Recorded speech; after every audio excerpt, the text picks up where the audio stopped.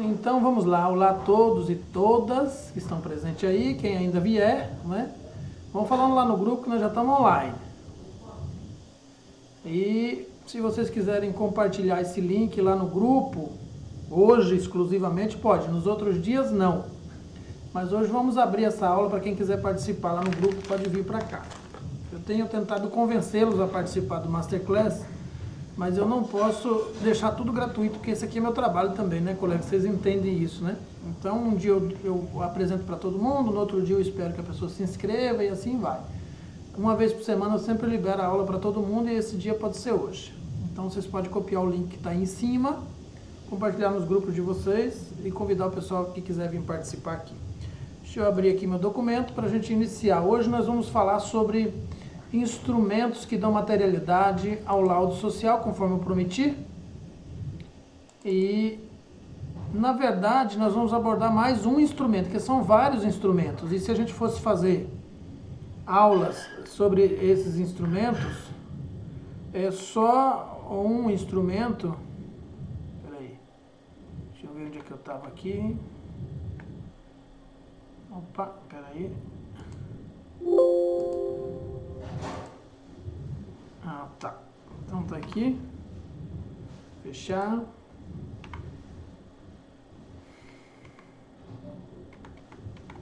Deixa eu compartilhar minha tela aqui para vocês acompanharem comigo. Olha, gente, essa uma janela. Esse material já está disponível lá, viu?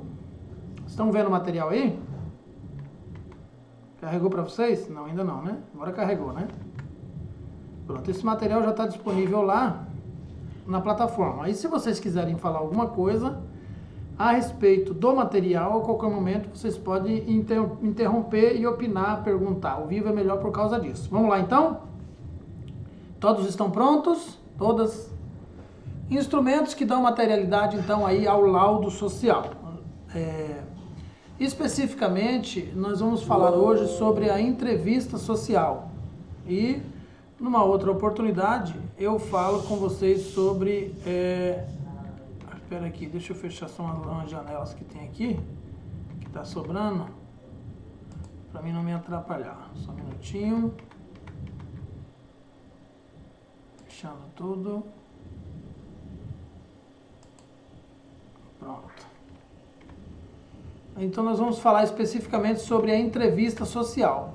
Nós vamos ter que fazer uma aula para falar da visita domiciliar. Vamos ter que fazer uma aula para falar dos instrumentos menores, não me refiro assim, menores na importância, mas menores no processo, né? Menores na forma de utilização. Porque todo instrumento é importante, a depender da demanda que se aborda, do assunto que quer se conhecer, do contexto em que ele vai ser aplicado. Não tem um instrumento mais importante do que o outro. Tem um instrumento mais técnico, mais amplo, mais completo. E eu considero a entrevista social um dos maiores, nesse sentido, um dos maiores instrumentos no serviço social, junto com a visita domiciliar. Se bem que a visita domiciliar pode ser considerada um método, mais um método do que um instrumento. Mas os autores e escritores o consideram ainda como instrumento, então a gente vai seguir mesmo nessa discussão de que a visita domiciliar é um instrumento. Então depois a gente vai ter uma aula sobre visita domiciliar. Vou explicar para vocês porque que eu cheguei nesse impasse aqui. Eu falei para vocês, vou falar sobre instrumentos que dão materialidade ao laudo social. E aí eu comecei a ver os instrumentos, comecei a pensar os instrumentos e percebi que não tem como gravar uma aula só para falar de instrumentos. Eu vou ter que gravar uma aula para cada um dos principais instrumentos. Por isso que eu acabei me debruçando aqui sobre esse... primeiro aqui sobre a entrevista social, que vai dar materialidade ao lado social. Então esse é um instrumento, né, que permite você ter um diálogo, uma conversa qualificada com o usuário de um determinado serviço e existem várias formas de você aplicá-lo. Ele pode ser através de um formulário estruturado ou semi-estruturado, a depender da demanda. Você vai criar para iniciar uma entrevista basicamente um formulário semi-estruturado e assim você dá início à sua entrevista. Então o primeiro instrumento que se alia a esse instrumento é o formulário semi-estruturado. Anota aí. Como é que se faz um formulário semi-estruturado? Vamos ter que falar sobre isso depois, mas eu vou dar um pequeno resumo aqui para a gente concluir depois o que é um formulário, como fazer um formulário semi-estruturado. Basicamente, um formulário semi-estruturado é onde você coloca os quesitos ou perguntas, né? No caso daquele que é perito, é quesito. Do assistente social, em qualquer espaço socioocupacional, se chama perguntas. Então vai depender onde você vai desempenhar a sua função. Em resposta a um juiz, não pode nomear as questões de perguntas, e sim de quesitos. Quesitos pode ser em forma de uma pergunta ou em forma de uma afirmação ou de um título mais geral. Configuração da família é um quesito, mas não é uma pergunta. Configuração socioterritorial é uma afirmação, é um título, não é uma pergunta, mas é um quesito. É importante a gente pensar que o quesito nem sempre é uma pergunta, mas uma pergunta sempre será um quesito, na perspectiva do tribunal. Se você não entender alguma coisa, você me interrompe e pergunta que eu explico, tá bom? Nós estamos ao vivo e vocês têm o direito de me interromper sempre que necessário. Então, com base nisso, você monta um formulário semi-estruturado com base nos quesitos.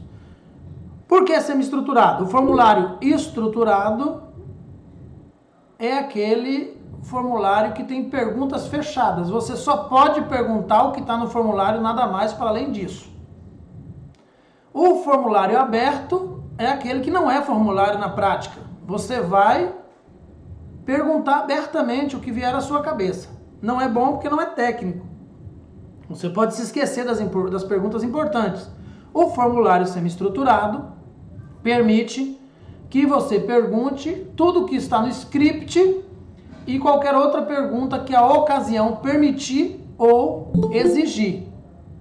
Então, você pode perguntar livremente, mas também vai seguir as perguntas que estão no formulário semi-estruturado. É importante a gente pensar isso do ponto de vista prático. Opa, peraí que eu cliquei, eu não devia aqui, peraí. E agora? Deixa eu ver o que foi que eu fiz. Acho que aqui, eu clicando aqui, volta. Pronto, já voltou. Então, dessa perspectiva do formulário, não se faz entrevista sem um formulário, porque o formulário semi-estruturado da entrevista, ele é que vai te dar o norte, vai colocar em prática a sistematização do contexto daquilo que você quer trazer como parte importante. É ele que vai apontar o caminho para você não esquecer nenhum dos tópicos ou assuntos que você precisa abordar dentro de uma entrevista social. Então, só para relembrar, para a gente prosseguir, a entrevista social é o instrumento mais importante, um dos instrumentos mais importantes no processo de trabalho do assistente social. Ela pode ser institucional, ela pode ser de rua, ela pode ser domiciliar, dentro da visita domiciliar, dentro da instituição ou na abordagem social, abordagem de rua. Tem como aspecto aí, como objetivo, né, conhecer o sujeito na sua totalidade, suas relações sociais, econômica, cultural, política, civil, enfim, todas o seu nicho de relações sociais, de relacionamento, as questões que envolvem o seu território, as suas vivências. E ela é um instrumento já conhecido dentro do serviço social desde 1930, por assim dizer, mas foi fundamentado dentro do livro Diagnóstico Social de Mary Richmond a partir de 1950. Né? Então, ela já trazia aí dentro do tecnicismo do serviço social tecnicista, do serviço social positivista. A entrevista social era como uma conversa inicial, era o procedimento que dava início. E havia uma série de questões muito metafísicas, muito religiosas presentes naquelas abordagens, visto que ela teve cunho, né, do apostolado católico, religioso, metafísico. Então trazia palavras, jargões como juízo final, entre outras questões, bênção, abençoado, enfim, né?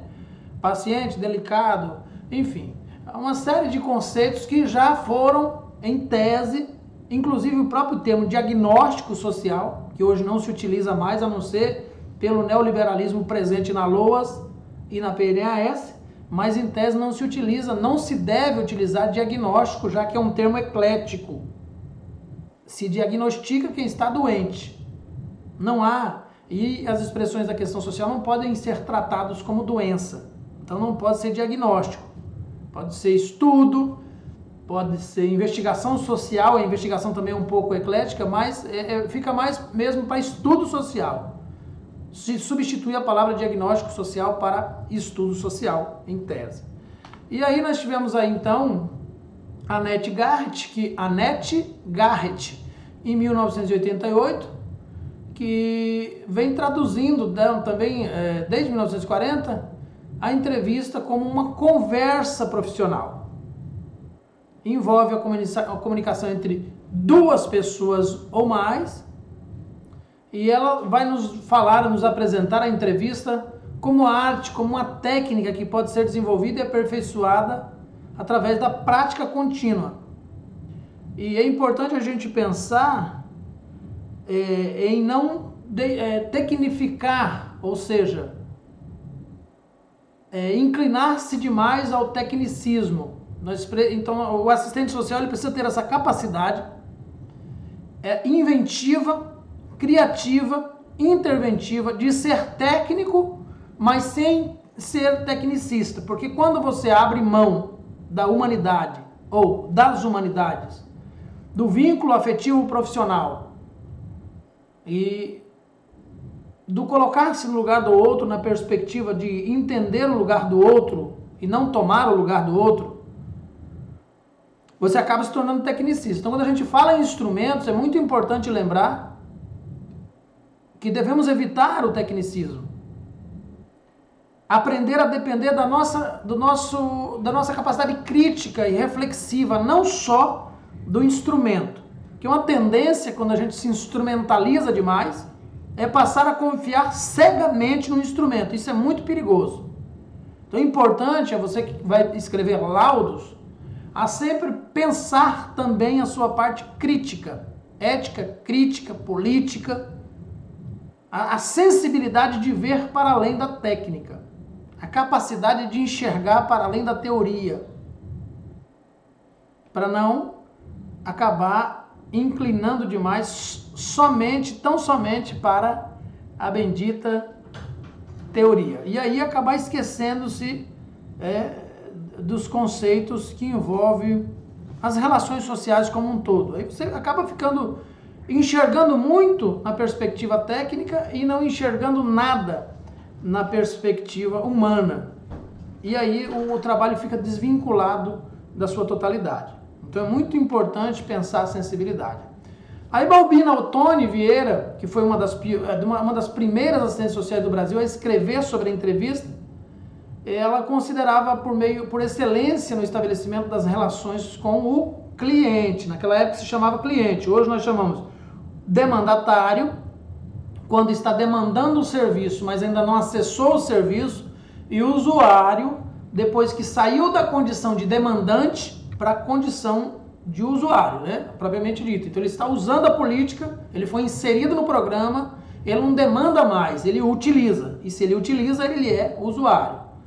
Então, e na época, né, então falava-se de tratamento social, ou seja, o demandatário, o usuário da política pública, era um ser social desajustado da sociedade perfeita existente então na época, e por causa disso, desse desajuste, ele não podia fazer parte da sociedade perfeita, por isso que ele era excluído. Então ele tinha que passar por um tratamento, ele era doente, ele tinha que fazer uma terapia, uma psicoterapia, para encontrar uma possível intervenção terapêutica para curar a sua doença da pobreza, da sua falta de virtude, falta de moral, falta de qualidade virtuosa, por assim dizer. Então, e aí ele passaria, com base nessa suposta técnica, metafísica no caso, passaria a superar a preguiça, a vagabundagem, vamos assim dizer, e passava então, assim, através dessas terapias, desses grupos, desses encontros, desses grupos focais, enfim, esse processo todo de quase cura, né? Diagnósticos sociais e intervenções positivistas que consideravam as expressões da questão social como um desajuste social, com sinônimo de uma doença, ou seja, a pessoa se auto-excluía porque era doente, era preguiçoso, não tinha condições de gostar de trabalhar, o interesse de mudar de vida, não tinha vontade de crescer na vida. Então essa foi a intervenção sempre positivista, que vai tratar o usuário demandatário como cliente, e a intervenção como um tratamento social, um psicotratamento social, uma psicoterapia social de tratamento, de intervenção, onde as expressões da questão social elas são como uma doença, um desajuste funcional, em que a família tradicional e a sociedade perfeita, essa pessoa se excluía, ela se auto-excluía dessa sociedade perfeita por ter defeitos. Então ela tinha que ter os defeitos corrigidos. Quando os defeitos eram supostamente corrigidos, a pessoa passaria então a gostar de trabalhar e tal, e ela se inseria nessa sociedade perfeita. Então, mas mesmo nessa época, o que se traz à cena aqui é que mesmo nessa época se utilizava a entrevista social. E Vieira, então, ela não conceitou a entrevista, mas descreveu como ela deveria ser operacionalizada, seguindo a mesma posição dos outros autores que vieram depois dela. Aí nós tivemos também Kisnerman, em 1978, que introduziu um conceito de entrevista considerando-a um meio de trabalho que permite estabelecer uma relação profissional, um vínculo intersubjetivo e interpessoal entre duas ou mais pessoas, estabelecendo como diferencial em seu uso a maneira e a intenção de quem pratica. Já para Benjamin, em 1984, e essas bibliografias estão aí no final do documento. Já para ela, uma entrevista é um diálogo sério, que tem propósito entre duas ou mais pessoas. Carvalho, em 1991, inspirou-se na fenomenologia existencial francesa de Merleau-Ponty, que eu já falei aqui para vocês em uma outra aula, quando escreveu sobre a entrevista em serviço social. É uma pena que a maioria desses escritores, não é o caso da Merleau-Ponty, que realmente sabia o que era fenomenologia. A maioria, e como já disse José Paulo Neto, é uma pena que o serviço social brasileiro nunca se aprofundou na fenomenologia, porque se tivesse feito, de fato teria tirado algum proveito enquanto emancipação profissional. Mas eles ficaram só na superfície. Foi o mesmo que ocorreu inicialmente quando abordaram o marxismo, que até hoje 60% mais ou menos dos assistentes sociais não conhecem Marx, não estudam Marx, do mesmo jeito que não estudavam a fenomenologia. Então, hoje, ser assistente social e não conhecer a fenomenologia, ser assistente social e não conhecer e dominar pelo menos o material central de Marx, que chamam de marxismo, de uma forma até pejorativa, mas a matéria, que é materialismo histórico dialético, capital fetiche, mercadoria, mais-valia, não dominar esses conceitos, fica difícil, muito difícil, entender o serviço social e produzir uma entrevista social de profundidade, de totalidade. Então, José Paulo Neto já falou sobre isso, os assistentes sociais de 70, 80 não conheceram a fenomenologia, embora dissessem, até 60, a partir de 64, dissessem ser fenomenológicos. Depois, a partir de 79, 80, foi se fundindo a fenomenologia com o marxismo, mas também de tal forma, um marxismo muito superficial, desconhecido, estranho. Então a autora faz nesse caso, a Benjamin, tecia críticas às produções que comumente inseriam como instrumento do estudo de caso. É outro problema que nós temos ainda no serviço social até hoje, o tal do estudo de caso. De vez em quando eu vejo dentro das faculdades a pessoa falando estudo de caso. E dentro de um pensamento causal como o de Hirschman em 1950 e o de Garrett em 1988. Então ela criticou o estudo de caso, ela criticou a Mary Hirschman e Garrett, mas ela se apanhou na fenomenologia. E a fenomenologia de Husserl, ela é dialética, ela é muito profunda, que também se desdobrou nos estudos da francesa Merleau-Ponty. E ela realmente, na época e ainda até hoje, traz conceitos importantes. Ela não é completa. A fenomenologia de Husserl não é suficiente para entender e decifrar o capitalismo concorrencial, monopolista ou contemporâneo. Nenhum dos três. Ela explica uma parte do conceito, explica uma parte da teoria, explica uma parte da matéria, mas não é completa. Aliada à fenomenologia, quando você acrescenta o marxismo, então aí fica um pouco mais completo. Como o serviço social é uma profissão generalista, não dá para você reduzir numa teoria só. Sendo generalista, a gente vai abordar antropologia, sociologia, nós vamos abordar, inclusive, né, na sua perspectiva de entendimento, para você entender o que é apostolado, o que é tomismo, o que é positivismo, né? Você tem que, inclusive, a metafísica, a teologia, para você entender como o serviço social se iniciou, por exemplo, na Suécia, e depois nos Estados Unidos e, posteriormente, aqui no Brasil, dando a sua entrada. Tudo isso, gente, é para nós entendermos como é que a entrevista se desenvolveu. Então, a entrevista, antes, era um instrumento de autoridade. O assistente social impunha suas perguntas e era praticamente uma oitiva, uma inquirição, quase uma confissão de imposição por parte dos assistentes sociais que a empunhavam.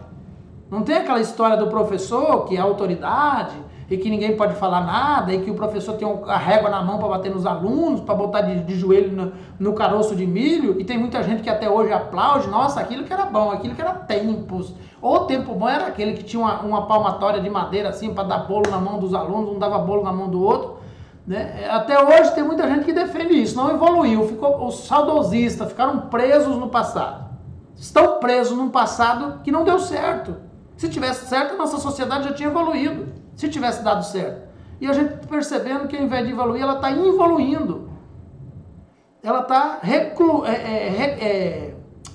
regredindo. Então não deu certo de fato, não deu para ninguém. Nenhum ser humano vive sem liberdade total. Desde o momento que ele está lá no ventre da mãe, sendo gerado, ele já quer liberdade. Ele chuta para todo lado, ele quer liberdade. Quando ele sai da barriga, ele já sai atrás de liberdade. Se não dá comida, ele grita, cadê minha liberdade? Cadê minha comida? E se ele sentir dor, ele grita de novo. Então ninguém nasceu para ser calado, ninguém nasceu para ser amordaçado, ninguém nasceu para ser escorraçado, para ser levar palmatória. Mas a gente vai vendo nessas perspectivas aí, que na educação era assim e no serviço social também. Então o usuário tinha que sentar e não podia vir, tinha que vir de botão para ver assistente social. Ah, sim, tinha uma fichinha para assistente social. Eu já comentei isso aqui com vocês. Para ser assistente social tinha uma ficha que tinha que preencher. Houve um tempo que inclusive tinha que constatar virgindade na ficha. Não sei como é que eles faziam esse exame. Para ser assistente social tinha que ser virgem. Tatuagem, brinco, pintura, mini saia, nem ver, como diz aqui na minha região, nem pensar. Então tinha uma ficha que para você ser chamadas moças de caridade, né, que depois que foi ser assistente social, tinha essa cobrança toda. E quando então o usuário ia ser atendido por um assistente social, ele era colocado numa salinha, era praticamente a delegada, a assistente social era a delegada, ela chegava toda empinada e ele quietinho lá, abotoadinho até em cima, de calça comprida, camisa manga comprida, e algumas exigiam até gravata. Era a mesma coisa de ir no juiz, que o direito ainda continua com essas frescuras, né? com essa violação do direito da liberdade. Continua ainda assim. Mas a gente vê então a entrevista, ela passando por esse caminho de instrumento de coerção, de instrumento de imposição, de autoritarismo, de instrumento de agressão, de investigação, de oitiva, de ofensa ao direito de quem era atendido. Mas ela vai evoluindo. E a gente deve muito disso, inclusive, ao marxismo, que vai trazendo o conceito de liberdade.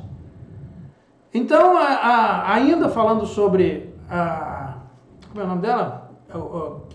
Benjamin, vai enfatizar que a entrevista é um meio do qual se serve o assistente social para executar a experiência da compreensão na leitura da fala originária do gesto. Para ela, é na entrevista que se realiza a leitura da verdade.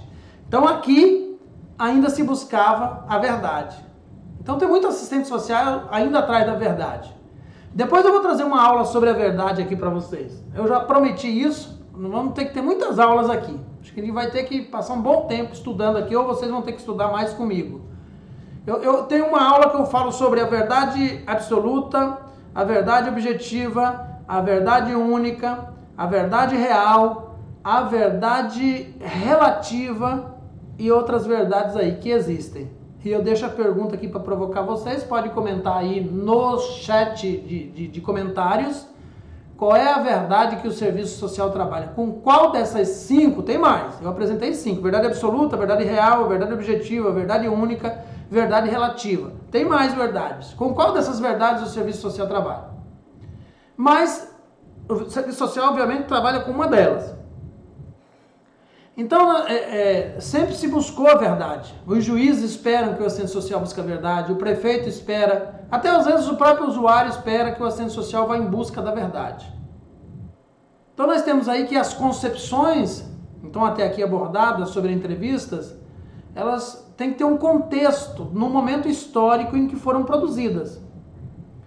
Até chegar nos nossos dias, né? Alguns dispositivos, como a necessidade de conhecimento, a intencionalidade, o respeito pelos sujeitos e o modo de operacionalização do trabalho continua sendo necessário, sendo esse um dos instrumentos do processo de trabalho nos mais variados espaços e campos socioocupacionais.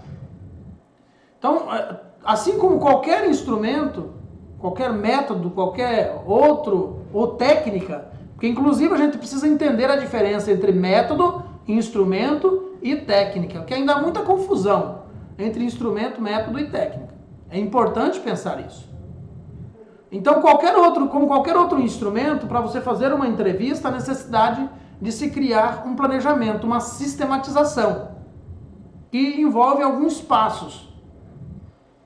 Então, você precisa, em primeiro lugar, fazer o planejamento, organizar, criar aquele processo preciso e claro, com a intencionalidade de transformar a realidade numa direção escolhida com base num posicionamento. E esse posicionamento se encontra fundamentado no nosso projeto ético-político profissional. É um agir racional intencional, que vai explicando os fundamentos do trabalho. É um conjunto organizado, orgânico, é um organismo de ações. Então é importante, em qualquer prática profissional, é importante pensar os eixos teórico, técnico, ético-político, metodológico. E aí nós chegamos no conceito de que o próprio planejamento já vai te dar munos, material, chão, estrada, suporte para uma mediação mais eficiente, mais eficaz, com mais eficácia.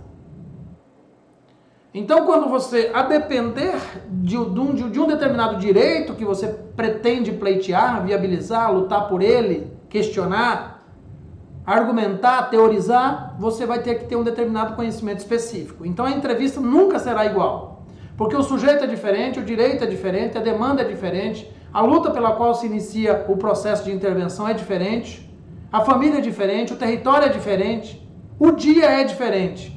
Você pode estar, inclusive, com um humor diferente. Então, não existe um modelo pronto. Embora você possa ter um caminho, mais ou menos, a se seguir, em todos eles serão perguntas, não pode ser as mesmas perguntas, aquele caderninho amarelo com as mesmas perguntas, não pode. Você precisa conhecer a política social para a qual você vai se posicionar ou cobrar o direito, argumentar sobre o direito. A qual instituição dentro da rede de proteção socioassistencial se dirige, conhecer a totalidade na qual o sujeito está envolvido. E esse procedimento, então, da entrevista vai exigir de você o conhecimento da particularidade daquela demanda, daquele sujeito, daquele caso. Pelo menos uma ideia central de antemão. Não dá para você ir puro, como diz o ditado, sem ter pelo menos um suporte, uma ideia central do que é que você vai investigar socialmente, do que é que você vai estudar, do que é que você vai conhecer. Uma vez definido quem é o sujeito, uma vez definido qual é a demanda, qual é a política, qual é o território, qual é a intenção, então você precisa estabelecer, dentro da intenção ainda, a finalidade, a intencionalidade da entrevista. Que objetivo, o que você objetiva, o que é que você quer alcançar, o que é que você quer conhecer. O segundo passo.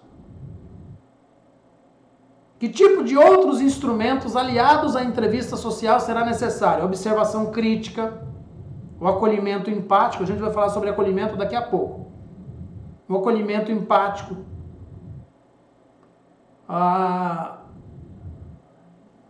Outros instrumentos, a observação de documentos quando necessário.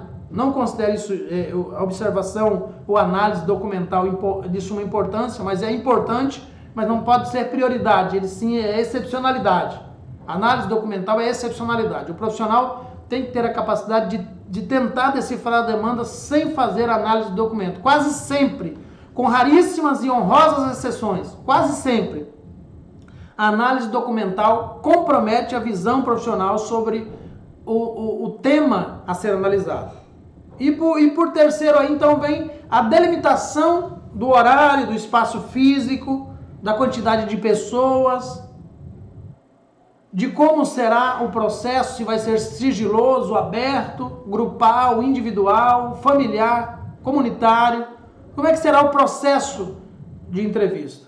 E também o pensar sempre a emancipação, o empoderamento político, o reconhecimento do demandatário ou usuário como sujeito social de direito, como pessoa. Ele é uma pessoa e precisa ser visto desde o primeiro contato, que é quando se inicia a acolhida, até o seu processo de execução como sujeito de direito.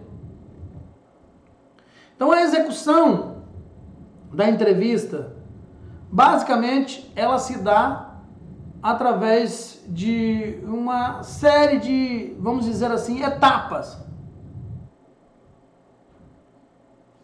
O agendamento para o momento, a apresentação entre si, quem sou eu, quem é você, o motivo pelo qual estou aqui, por que eu cheguei até aqui, o que é que eu quero com essa entrevista, com clareza, com verdade, sem meias verdades, mas ainda que aquela verdade esteja sendo colocada ali, ela precisa ser colocada de uma forma, que há muitas maneiras de você dizer a mesma coisa.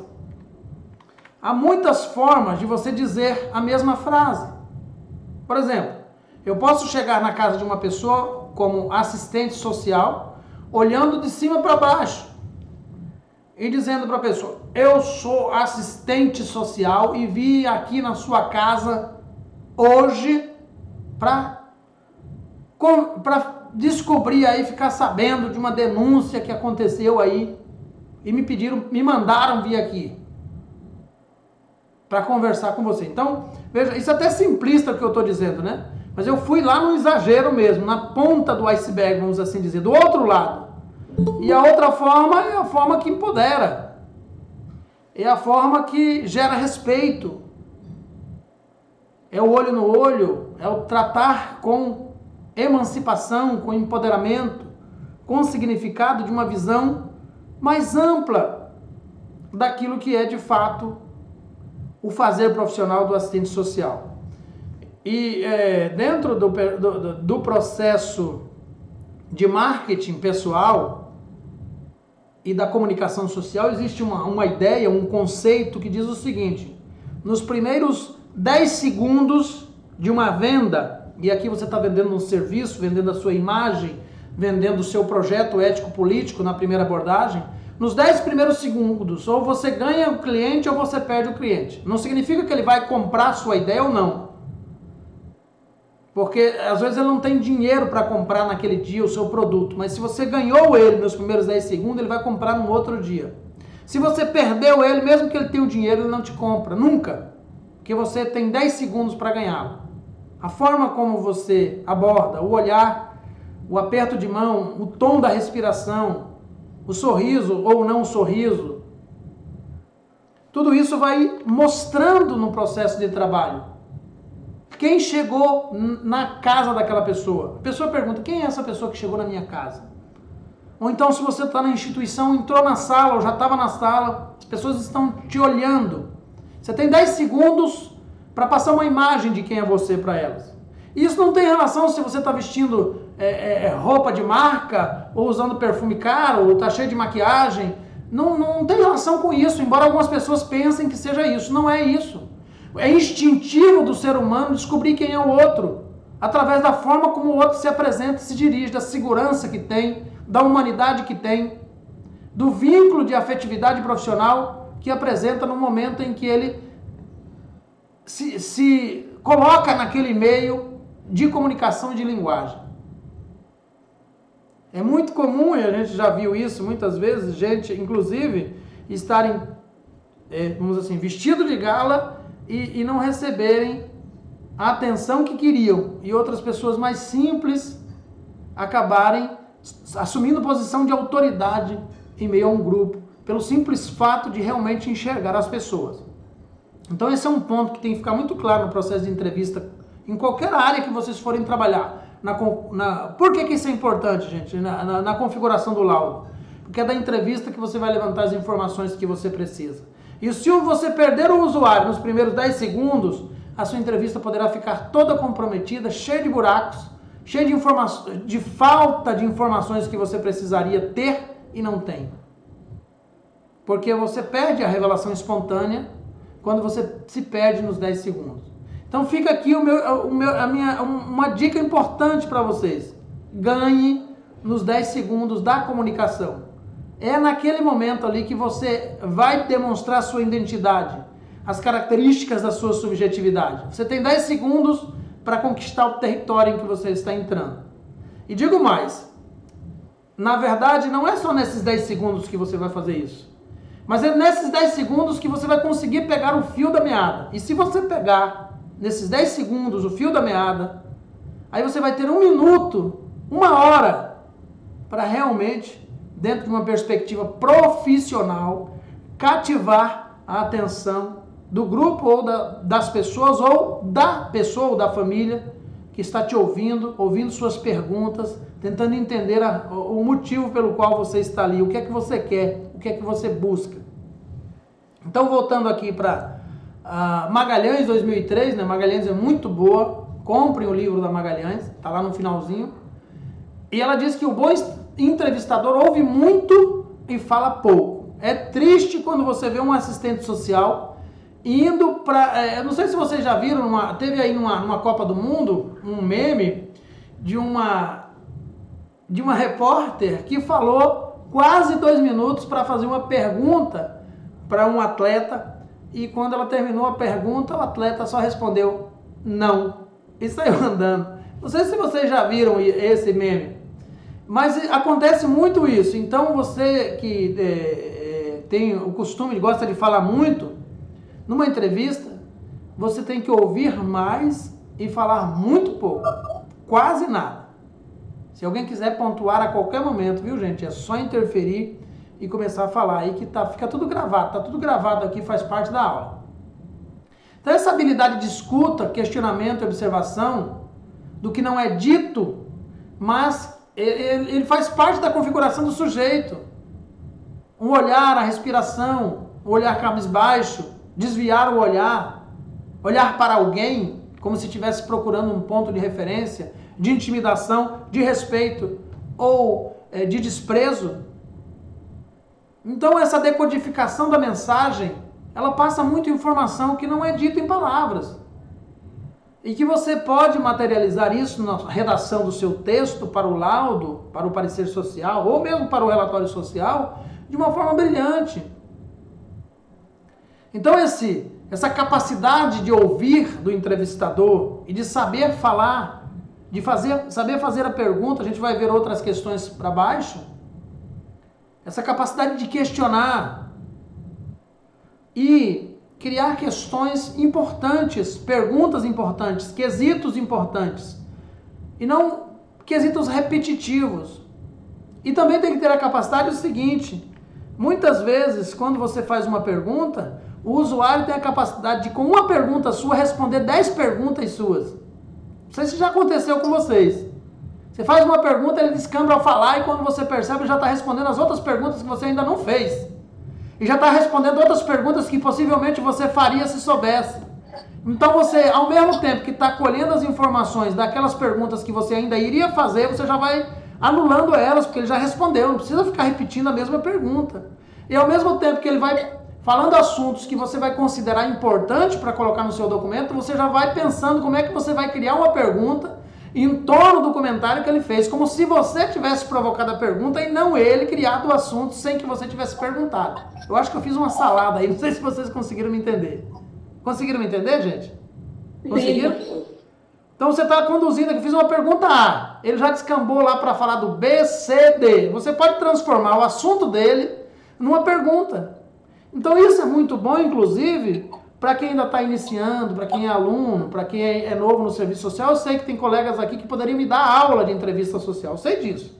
Tem vocês que dominam, mas tem aqueles que estão começando. Então eu tenho que abordar as questões mais substanciais e ir aprofundando aos poucos para que os colegas consigam entender todos de igual modo. Eu peço desculpa, inclusive, a você que já poderia, inclusive, estar me dando aula aqui de entrevista também, que já tem muitos anos de prática profissional. Então, tenha paciência comigo aí, que eu preciso começar do micro para o macro. Mas assim, já aconteceu comigo de eu levar 10 perguntas e sair de lá com 30. Eu saí com mais perguntas do que quando eu cheguei. Isso é muito bom.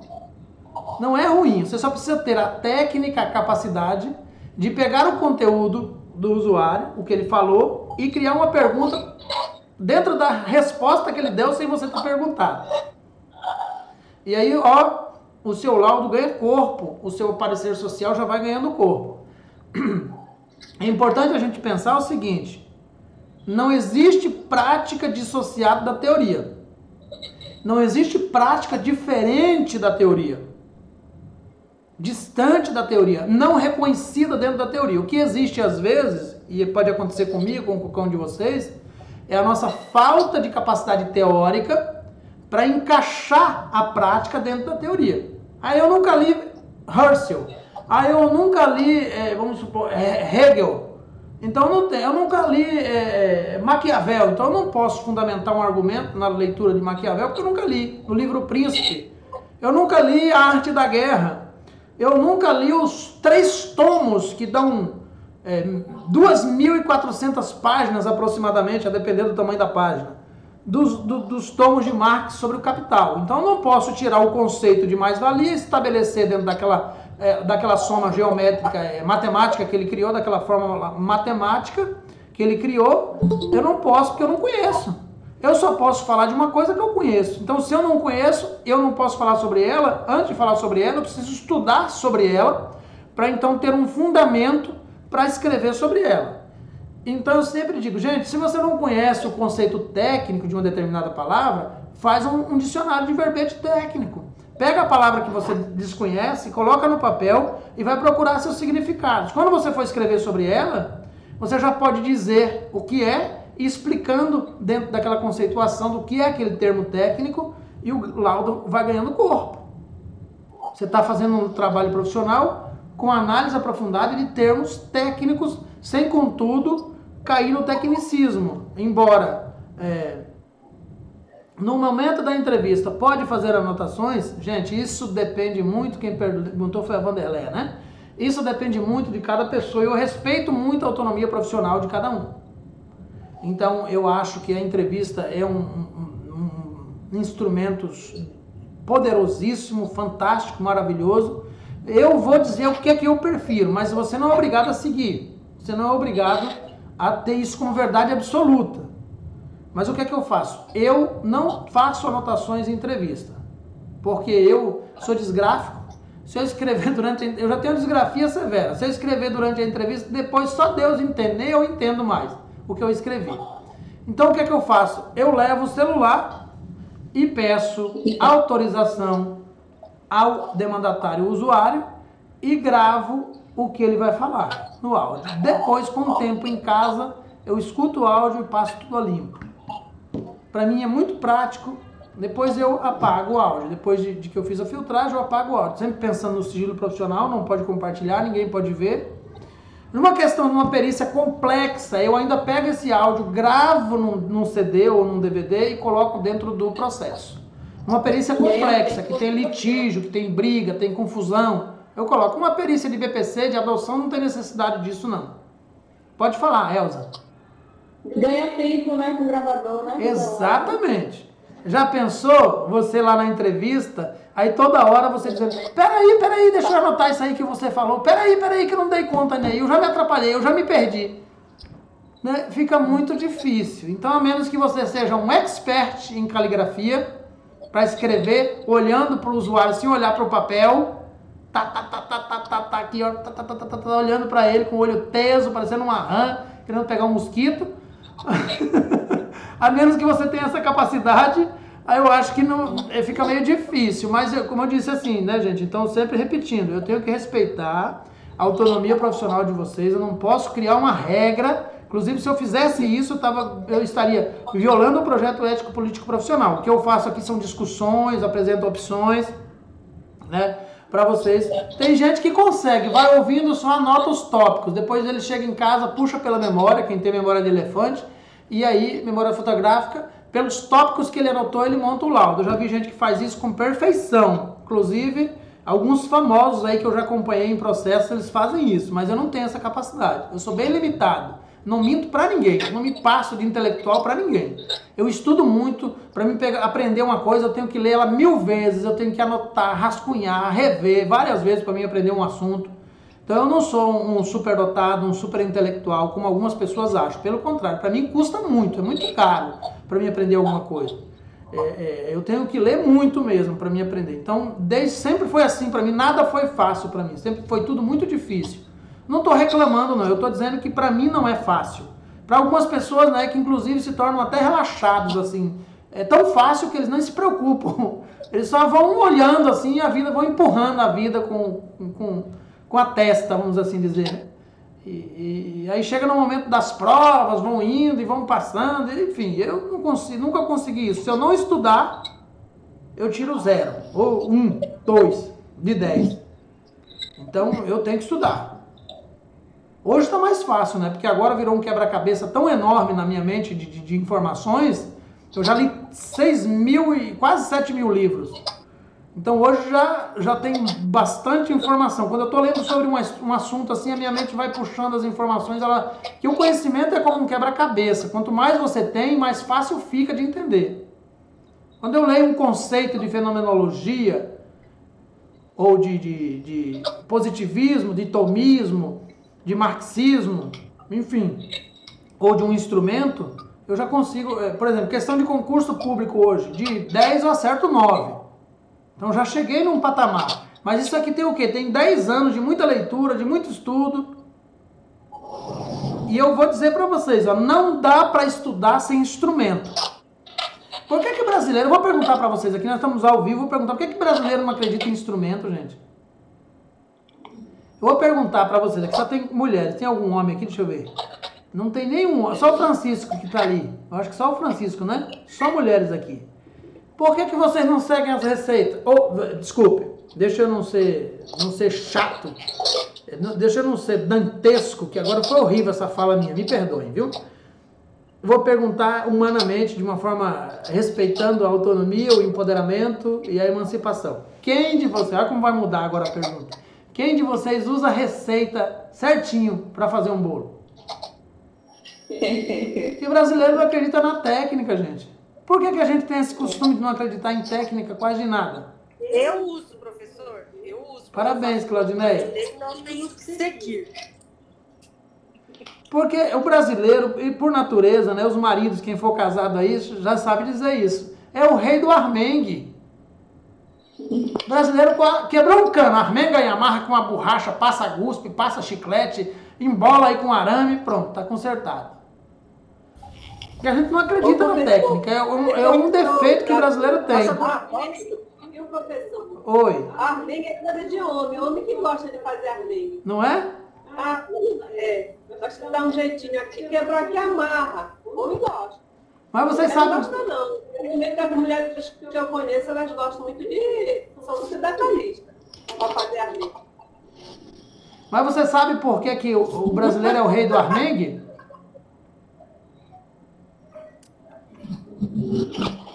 Foi igual que você falou aí, eles não acreditam nas técnicas que vai dar certo, que possa dar certo. Mas você sabe por quê? É por causa das multifacetadas expressões da questão social. Porque muitas vezes a gente até quer dar um jeito, mas aí você pensa, tem que comprar cola, martelo, serra, e o dinheiro do mês mal dá para pagar o boleto, mal dá para pagar a conta de energia, deixa isso pra lá, vamos fazer um armengue aqui para economizar o dinheiro. Com raras exceções. Verdade. Então, Professor, que é armengue? hã? Que é armengue? Armengue deve ser outro nome aí na sua... É um jeitinho para consertar. Gambiarra. Ah, gambiarra. É gambiarra. Gambiarra, isso. Uma gambiarra. Cada região fala de um jeito. Ih, vou ver se dá certo. Vou ver se gambiarra, ver se chega energia, aí se chega água, e assim vai. Não é? Os amigos da vida. É as gambiarras e os armengues, são os MacGyvers, né? Aquele MacGyver era fantástico. E agora eu falei com gente, revelei minha idade.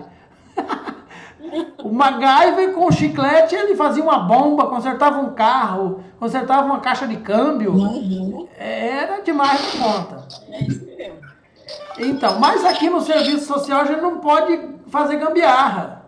Embora tenha algumas pessoas que façam. A gente não pode fazer armengue, porque nós estamos lidando com a vida das pessoas. Com o direito das pessoas a acessar um outro direito. Então nós precisamos saber exatamente o que é que nós estamos fazendo. Que tipo de trabalho nós estamos produzindo. Vamos para frente então. Sim, aqui uma questão sobre o contrato. Na função de perito não há necessidade de contrato, viu gente? Você já está coberto pelo Código de Processo Civil, no artigo 473, que você pode utilizar o que você quiser e ninguém pode se negar, porque você é um auxiliar da administração da justiça. Mas nos outros espaços socioocupacionais, o profissional assistente social, como profissional autônomo no serviço social, precisa fazer um contrato com a manifestação de um acordo de vontade entre as partes, para tudo que vai acontecer. Né? Se você está fazendo uma pesquisa social para um livro, para um artigo científico, se você está fazendo um trabalho de perícia social indireta, como profissional de serviço social autônomo, para BPC, para aposentadoria especial, para guarda, para adoção, enfim, para, por exemplo, um processo de cirurgia, de mudança, de reorientação de gênero, né, que não é de sexo, sexual, é de gênero. Ontem eu falei sexual, mas depois eu me lembrei e falei errado. É reorientação de gênero. Quando solicitado, se não for por meio da justiça, se for no particular, te contratou para fazer o serviço, o preço que se cobra por um serviço desse, no mínimo, é de R$ 1.200. É a minha orientação, mas você pode discordar dela. Aí eu tenho um curso que eu tenho mais de 400 alunos que já estão ganhando muito dinheiro aí pelo Brasil afora, como profissionais autônomos do serviço social, que é o curso de assessoria, consultoria e serviço social, é onde eu oriento eles a cobrarem R$ 1.200 para desenvolver processos de trabalho, um processo de trabalho desse individualizado para um usuário dentro de uma família. Um projeto social aí varia de 3 mil, 9 mil, 30 mil, dependendo do tamanho do projeto social. Num projeto de assessoria e consultoria de política pública para a prefeitura também varia muito o preço, vai depender da carga horária, mas em média 9 mil também para o processo de trabalho. Então nesses casos tem que ter um contrato, porque você não tem uma cobertura dada por um processo de justiça. E aí o uso da imagem, o uso da voz, a invasão do domicílio, né? Ainda que tenha sido feita o agendamento da entrevista, a entrevista social, é importante que se diga isso.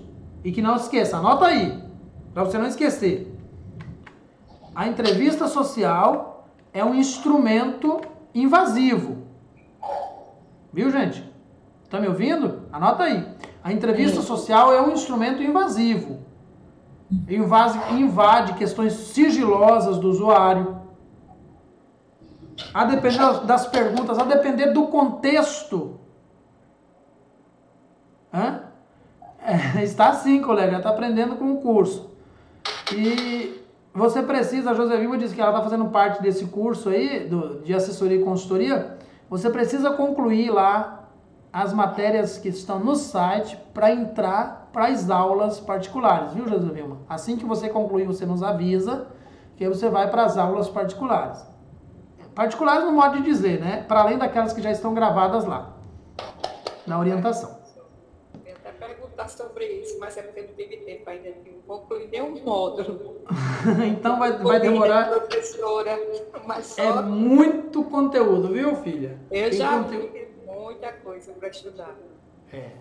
Mas eu vou colocar aqui em prioridade todos os dias para estudar cada aula. É o que eu digo sempre. Você tirando 1 hora para estudar por dia, a sua vida muda. Isso aplica a qualquer pessoa. Abrir mão da novela, do Big Brother, ou sei lá do que for. Só não vou dizer abrir mão da religiosidade, porque eu acho que isso é mais importante que qualquer coisa na vida de qualquer pessoa, para quem acredita. Você não pode tirar o seu chão, né? Não. Mas novela, televisão, esses negócios aí, tem que abrir mão. Tem que se programar para poder estudar. Se não estudar, não evolui. Vocês estão aqui, então para mim já é prova de que vocês querem. Para mim eu já estou convencido, não tem que me convencer de mais nada. Claudinete? Eu vou fazer esse outro aí que já falou, viu, professor?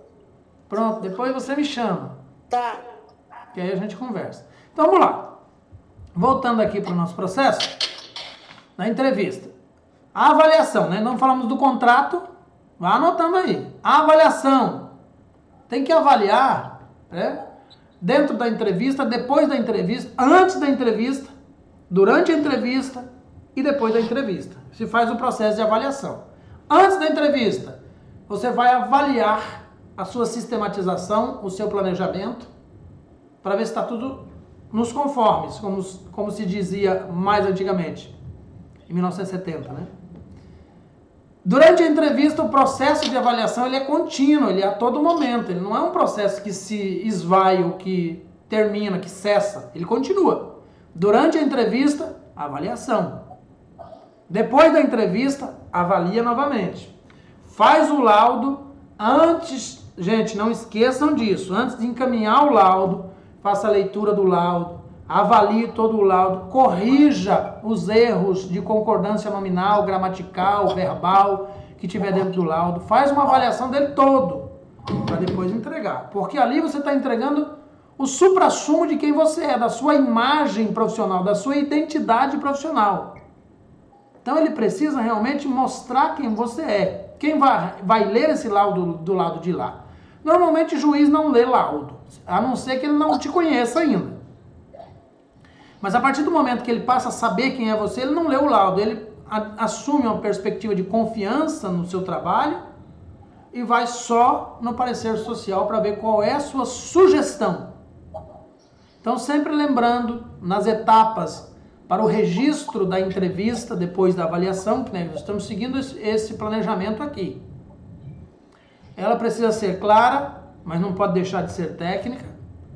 E se você utilizar alguma palavra mais técnica de aprofundamento, é importante que em seguida você explique o que ela significa.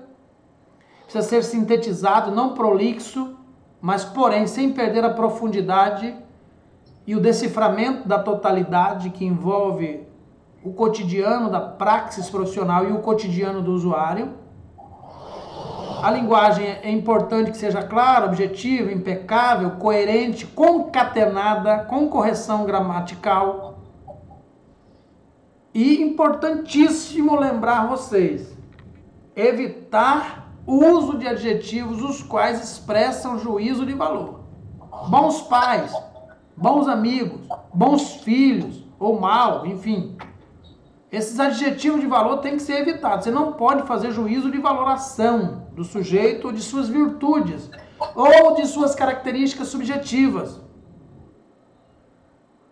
É muito importante tomar cuidado com isso, porque eu tenho uma aula que eu falo de vários processos a nível de conjunto Cefes-Cres que já renderam, inclusive, a cassação do registro profissional pelo julgamento de valor na utilização dos adjetivos, né?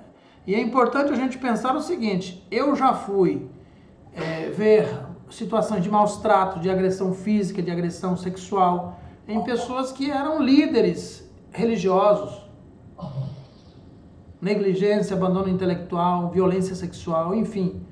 E já atendi profissionais do sexo que cuidavam dos filhos de uma forma impecável. Já atendi, inclusive, famílias em que havia tráfico de drogas, mas o cuidado com os filhos era impecável, com exceção da exposição à questão da violência, né? Mas nos outros aspectos era impecável. Então é muito impróprio, o improcedente, fazer um juízo de valor com base no aparente. Então, visita domiciliar sem agendamento só revela uma perspectiva. Irei observar a superficialidade para, com base no imediatismo, dar uma resposta de totalidade. Isso é muito triste. Fazer visita domiciliar sem agendamento revela isso. Eu estou indo com medo de que maquiem a realidade caso eu agende, para decifrar uma realidade com base no imediatismo superficial para dar uma resposta de totalidade. Quer dizer que observar a realidade não. Observar a realidade é uma das possibilidades instrumentais técnicas, mas não é a única. E não deve ser a primeira, nem a prioridade. Então, embora faça parte, não pode ela ser substitutiva das demais abordagens teóricas e técnicas. Há um costume muito grande ainda no Brasil de fazer visita domiciliar sem agendamento. Eu sempre achei que, sempre achei que fazer a visita sem avisar seria bom, seria importante. Para mim, só agora, depois que eu assisti a aula sua de textura, né? Da professora aqui da curso também de perita, e foi que eu fiquei sabendo, né, que fazer a visita teria que avisar, né? E eu vou fazer a visita na sua casa. Ela disse que às vezes até a gente consegue, através dessa visita, assim, se avisar, né? Assim, pode ser que eles realmente se avisar, que a gente tinha essa coisa de se avisar, as pessoas vão tirar o móvel da casa, né? Porque até a minha coordenadora, quando eu trabalhei aqui atrás, se avisar, eles vão tirar a televisão da sala, vão tirar o sofá da sala, vão esconder tudo, para dizer que são literários. Ela dizia isso. E aí agora, estudando com você, né, com Débora, eu descobri que fazer a visita e avisar antes é bom. É imediatista e superficial. Mas é um costume, né? Virou um costume no serviço social. E eu estou há quase 10 anos falando sobre esse mesmo assunto e já se criou um conceito de maior emancipação. Olha só, se um usuário for visitado, se ele tiver um pouco de instrução, ele pode processar o assistente social, inclusive, se ele receber uma visita surpresa, que é crime. Só a polícia, com mandado judicial, é que pode fazer a invasão do domicílio. E só com mandado judicial. Então não dá para fazer visita domiciliar sem agendamento. É invasão de domicílio e a perspectiva de emancipação, empoderamento e tal. Então quando a gente faz uma visita domiciliar, o fato das pessoas maquiarem a realidade, para a gente não interessa nada. Porque o que eu quero conhecer dele é o materialismo histórico dialético. É uma história dentro de uma cronologia de tempo que revela quem é ele, por onde ele passou. Se eu vou na perspectiva de investigar o sujeito, aí eu preciso da cena do crime. Então eu estou fazendo uma investigação policial e preciso da cena do crime. Eu preciso olhar para a cena do crime antes dela ser modificada. Se ela for modificada, não obtenho a prova que eu preciso. Aí eu vou fazer a visita domiciliar agendada. A pessoa mudou a cena do crime. Para mim não está dizendo nada. Porque o que eu quero dele não tem relação com a cena do crime, tem relação com ele. Eu não quero saber se ele tem televisão, não tem televisão, se ele tem geladeira, não tem geladeira. Isso pra mim não me interessa, não faz a mínima diferença. Eu quero saber quem é ele, como pessoa, como sujeito no mercado de trabalho, nas relações sociais, relacionamento com os filhos, com a esposa, com a família, com os vizinhos, com a igreja, se ele pertencer a uma igreja, com o capital, com o mundo do capital, com as políticas públicas estabelecidas, se ele participa, se ele está incluído ou não. Eu não estou ali para julgar se ele mora numa casa caindo aos pedaços, mas tem uma televisão de 40 polegadas na parede. Isso para mim não interessa. Embora muitas vezes vocês virão a ser nomeados por juízes, caso trabalhem como perito, e virão esses quesitos. Deixa ele falar, até ela contou uma história pra gente de uma família, né, que a pessoa falou, mas ela tem uma televisão assim, desse tamanho, né, que você falou. E aí, só que ela não tinha o que comer. Aí, depois ela voltou e questionando, ela disse, eu tenho essa televisão grande porque minhas filhas, eu tinha 2 filhas autistas, né? E parecia que a televisão era uma única maneira, entendeu? Que entretinha essas crianças. Ela fazia alguma coisa dentro de casa. Por isso que tinha a televisão. Artigo 6º da Constituição Federal. Lazer é um direito social, sim ou não? Sim. Pronto. Sim. Et finit. Como diriam os latinos, et finit. Os falantes do latim, né? Eu acho linda a língua latina. O latim. Latina não, o latim. Et finit.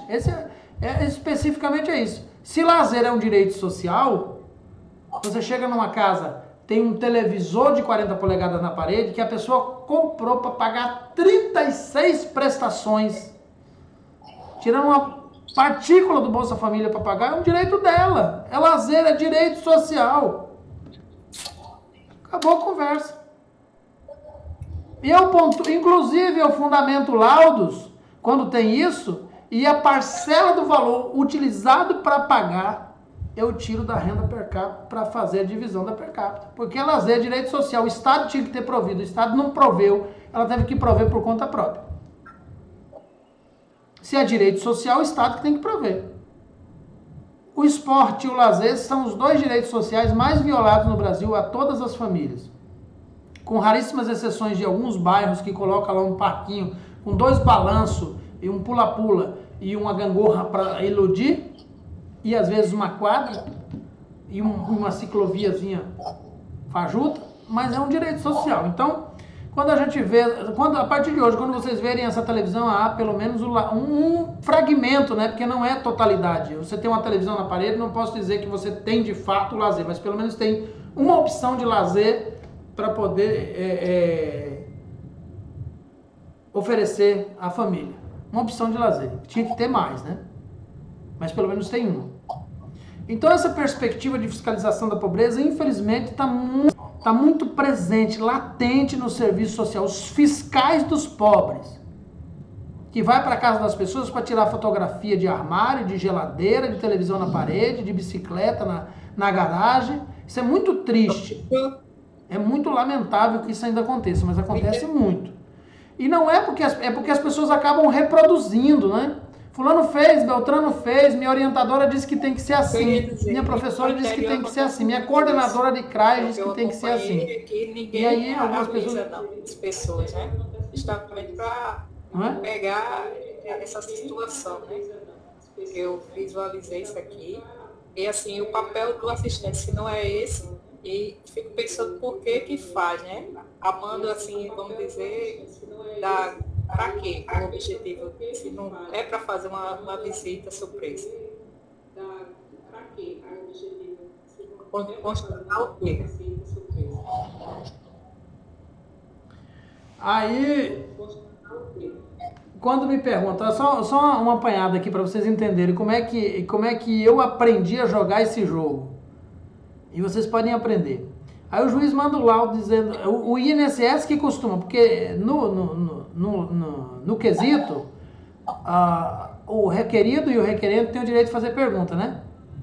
Então, o requerente faz as perguntas dele para viabilizar o direito dele. O réu, que é o requerido, é o INSS. Aí ele manda 50, 80 perguntas. É incrível o tanto de pergunta que ele manda. Vocês vão se deparar com um processo assim. Coitado do requerido meio semi-analfabeto, manda 5, 6 perguntas, 10 perguntas no máximo, para o perito responder. O INSS manda 80. Aí entre as perguntas vem, por exemplo, assim... fulano, o usuário, fulano de tal, ou o demandatário, conforme a linguagem que ele utiliza, né, vai variar de uma sessão para outra, Pergunta, tem televisor digital em casa? E aí eu respondo, artigo 6º da Constituição Federal, o lazer é um direito social que compreende também o usuário possuir televisores, videocassetes, videogames. Eu respondo indiretamente, eu faço um discurso retórico, mas eu não digo que se tem ou não tem. Aí eu fico na dúvida, será que tinha, será que não tinha? Eu respondi, não deixei de responder. E respondi de uma forma que, quando a sessão de um determinado lugar começa a receber essas respostas, e lá dentro, infelizmente, tem, e digo infelizmente com muita tristeza, tem assistente social que são eles que fazem essas perguntas para colocarem, para serem cobradas pelo INSS, são assistentes sociais que criam elas, lá dentro do INSS. Os técnicos sociais do INSS que fazem isso. Quando eles percebem que eles começam a receber esse tipo de resposta, gradativamente as perguntas vão diminuindo e esse tipo de pergunta passa a deixar de aparecer. É incrível isso. Quando é juiz que faz a mesma coisa, Ministério Público, eu dei uma lição tão grande no Ministério Público a respeito de uma questão como essa, eu fiz um laudo de 8 páginas, só de propósito, que veio um monte de quesito que não tinha nada a ver comigo, com o serviço social. Tinha a ver com psicologia, gente, eu esqueci agora a palavra, ocupacional, não sei o que lá, ocupacional. Me ajudem aí, por favor. Eu esqueci, era alguma coisa ocupacional. Tinha a ver com psicologia, com psiquiatria, com saúde, medicina no caso, e essa ocupacional aí. E aí eu fui respondendo, terapia ocupacional, muito obrigado, Mariuse, muito obrigado. Terapia ocupacional.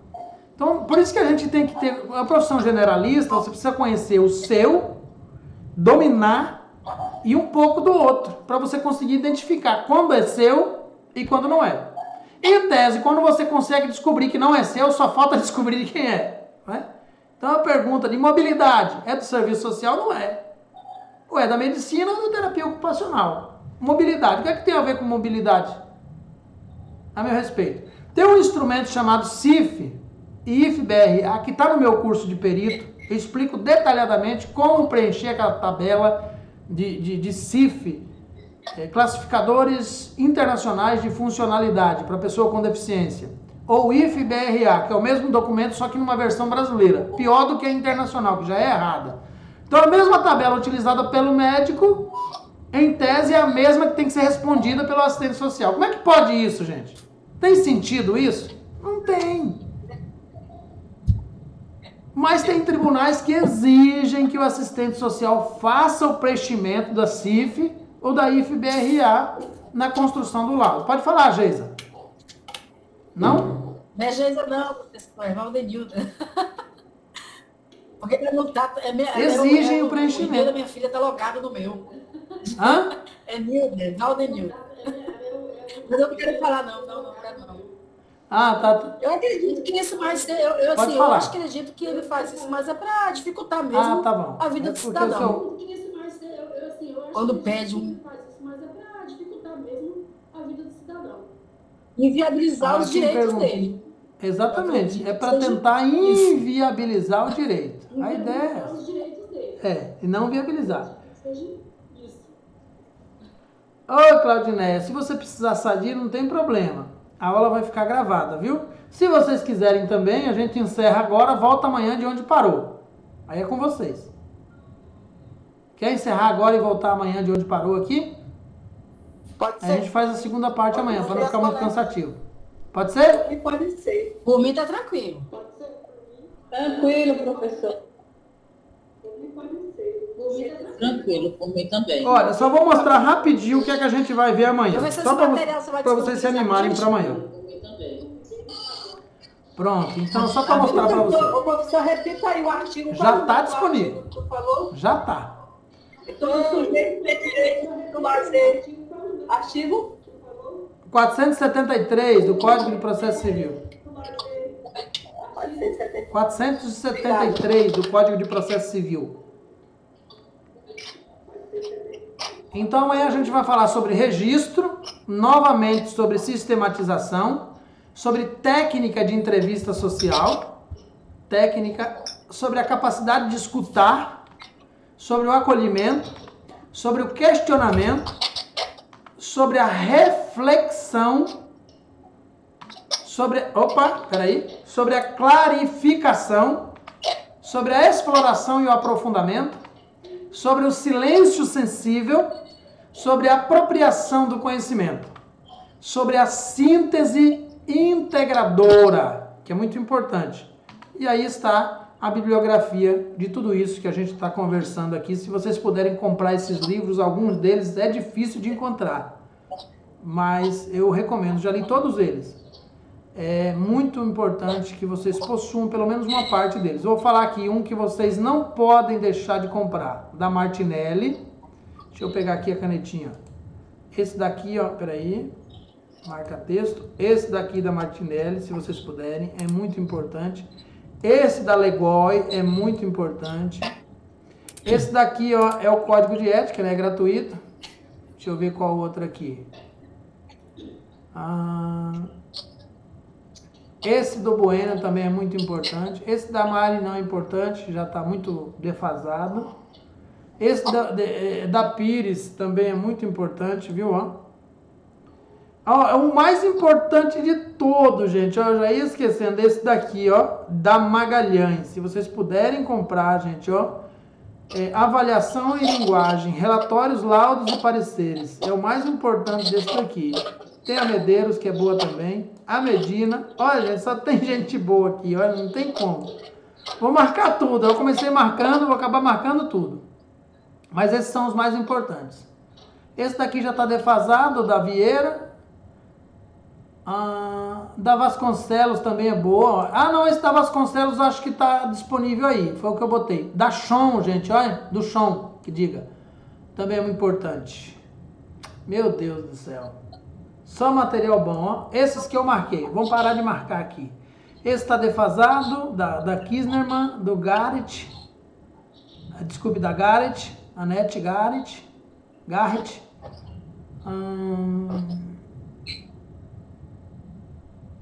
Isso aqui, gente, ó. Isso aqui é gratuito, tá lá no site do Cefez. Vocês podem baixar, viu? No site do Cefez, a resolução 493. Pronto. Opa. É isso daí. Aí vocês viram o que eu anotei aí? Tira um print, se for o caso. Muito obrigado a todos, a todas, a todos pela atenção, pelo carinho. Então amanhã a gente volta às 19 horas com a segunda parte. Com a segunda parte da aula sobre instrumentos que dão materialidade ao laudo social. Obrigado, Maria José. Obrigado a todos vocês, viu? Maria Célia, Geisa, Vanderleia, Claudineia, Mariuse, Maria de Nazaré, Mônica, Maria José, Francisco, Thelma, Elza, Jéssica, Palmira, José Vilma, Lucimar. Eu acho que Lucimar... Tem algumas pessoas aí, né? Geisa, no caso, é Valdenilda. Algumas pessoas acho que estão com um perfil trocado aí. Mas vai um abraço para todo mundo aí, viu? Vão descansar. Boa noite. Até amanhã.